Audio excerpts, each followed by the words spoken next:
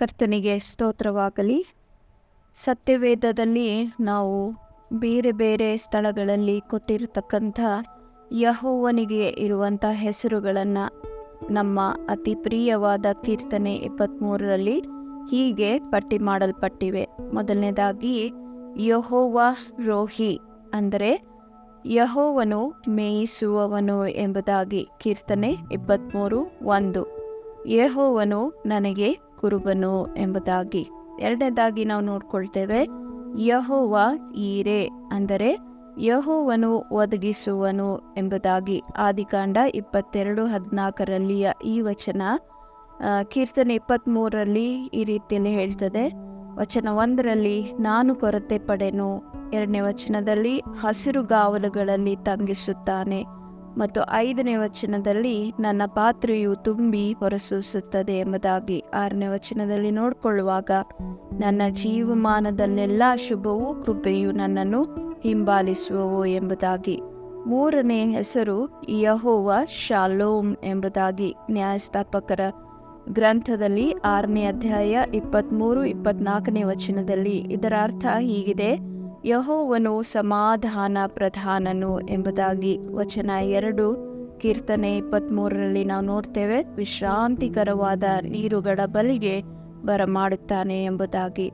4ನೆಯ ಹೆಸರು ಯೆಹೋವ ರಾಫ, ಯೆಹೋವನು ಆರೋಗ್ಯದಾಯಕನು. ಇದನ್ನು ವಿಮೋಚನಕಾಂಡ 15ನೇ ಅಧ್ಯಾಯ 26ನೇ ವಚನದಲ್ಲಿ ನೋಡ್ತೇವೆ. ಅದನ್ನೇ ನಾವು 23ನೇ ಕೀರ್ತನೆಯಲ್ಲಿ ವಚನ 2 ಮತ್ತು 5ರಲ್ಲಿ ನನ್ನ ಪ್ರಾಣವನ್ನು ಉಜ್ಜೀವಿಸ ಮಾಡುತ್ತಾನೆ, ನನ್ನ ತಲೆಗೆ ತೈಲವನ್ನು ಹಚ್ಚಿಸುತ್ತಿ ಎಂಬುದಾಗಿ ನಾವು ನೋಡಿಕೊಳ್ಳೋರಾಗಿದ್ದೇವೆ.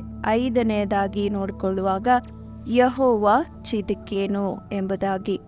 ಇದು ಯೆರೆಮೀಯನ ಪ್ರವಾದನ ಗ್ರಂಥ 23ನೇ ಅಧ್ಯಾಯ 5 ಮತ್ತು 6 ವಚನಗಳಲ್ಲಿ ಯೆಹೋವನೇ ನಮ್ಮ ನೀತಿ ಎಂಬುದಾಗಿ ನಾವು ನೋಡ್ಕೊಳ್ತೇವೆ. ಇದನ್ನು ವಚನ 3ರಲ್ಲಿ ಕೀರ್ತನೆ 23ರಲ್ಲಿ ನೋಡ್ತೇವೆ, ತನ್ನ ಹೆಸರಿಗೆ ತಕ್ಕಂತೆ ನೀತಿ ಮಾರ್ಗದಲ್ಲಿ ನನ್ನನ್ನು ನಡೆಸುತ್ತಾನೆ ಎಂಬುದಾಗಿ. 6ನೇದಾಗಿ ಯೆಹೋವ ದೇವರ ಹೆಸರು ಈ ರೀತಿಯಲ್ಲಿದೆ, ಯೆಹೋವ ಮೆಕದ್ದೇಶ್ ಎಂಬುದಾಗಿ. ಇದು ಯಾಜಕ ಕಾಂಡ 20ನೇ ಅಧ್ಯಾಯ 8ನೇ ವಚನದಲ್ಲಿದೆ, ಯೆಹೋವನು ಪರಿಶುದ್ಧಗೊಳಿಸುವ ಆತನು ಎಂಬುದಾಗಿ. ಇದನ್ನು ನಾವು ಕೀರ್ತನೆ 23ರಲ್ಲಿ ನೋಡ್ತೇವೆ. 3ನೇ ವಚನದಲ್ಲಿ ನೀತಿ ಮಾರ್ಗದಲ್ಲಿ ನನ್ನನ್ನು ನಡೆಸುವನು ಎಂಬುದಾಗಿ. 7ನೇದಾಗಿ ನೋಡುವಾಗ ಯೆಹೋವ ಮಾಕೆ ಎಂಬುದಾಗಿ, ಯೆಹೋವನು ದಂಡಿಸುವವನು ಎಂಬುದಾಗಿ.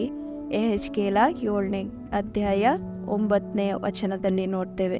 ಅದನ್ನೇ ನಾವು 23ನೇ ಕೀರ್ತನೆಯ 4ನೇ ವಚನದಲ್ಲಿ ಕಾರ್ಗತ್ತಲಿನ ಮರಣದ ಕಣಿವೆಯಲ್ಲಿ ಎಂಬುದಾಗಿ ನೋಡ್ಕೊಳ್ಳೋರಾಗಿದ್ದೇವೆ. 8ನೇದಾಗಿ ಯೆಹೋವ ನಿಸ್ಸಿ, ಯೆಹೋವನು ಜಯ ಕೊಡುವವನು. ವಿಮೋಚನಕಾಂಡ 17ನೇ ಅಧ್ಯಾಯ 14-16ನೇ ವಚನದಲ್ಲಿ ಇದರ ಕುರಿತಾಗಿ ಓದಿಕೊಳ್ತೇವೆ.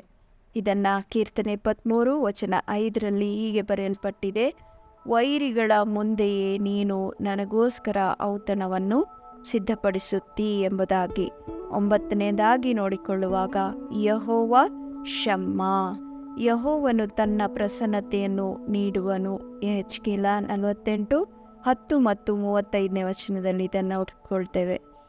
ನೀನು ಹತ್ತಿರವಿರುವುದರಿಂದ ಎಂಬುದಾಗಿ ಕೀರ್ತನೆ 4ನೇ ವಚನದಲ್ಲಿಯೂ, ನಾನು ಸದಾ ಕಾಲವು ಯೆಹೋವನ ಮಂದಿರದಲ್ಲಿ ವಾಸಿಸುವೆನೆಂಬುದಾಗಿಯೂ ವಚನ 6ರಲ್ಲಿ ಇದನ್ನು ನೋಡಿಕೊಳ್ಳೋರಾಗಿದ್ದೇವೆ. ಹೀಗೆ ಯೆಹೋವ ದೇವರ ಹೆಸರುಗಳಾದ ಯೆಹೋವ ರೋಹಿ, ಯೆಹೋವ ಈರೆ, ಯೆಹೋವ ಶಾಲೋಮ್, ಯೆಹೋವ ರಾಫ, ಯೆಹೋವ ಚಿದ್ಕೇನು, ಯೆಹೋವ ಮಕದ್ದೇಶ್, ಯೆಹೋವ ಮಾಕೆ, ಯೆಹೋವ ನಿಸ್ಸಿ ಮತ್ತು ಯೆಹೋವ ಶಮ್ಮ ಎಂಬುದಾಗಿ ಕೀರ್ತನೆ 23ರಲ್ಲಿ ನಾವು ಯೆಹೋವ ದೇವರ ಹೆಸರುಗಳನ್ನು ನೋಡುವವರಾಗಿದ್ದೇವೆ. ದೇವರಿಗೆ ಸ್ತೋತ್ರವಾಗಲಿ. ಆಮೇನ್.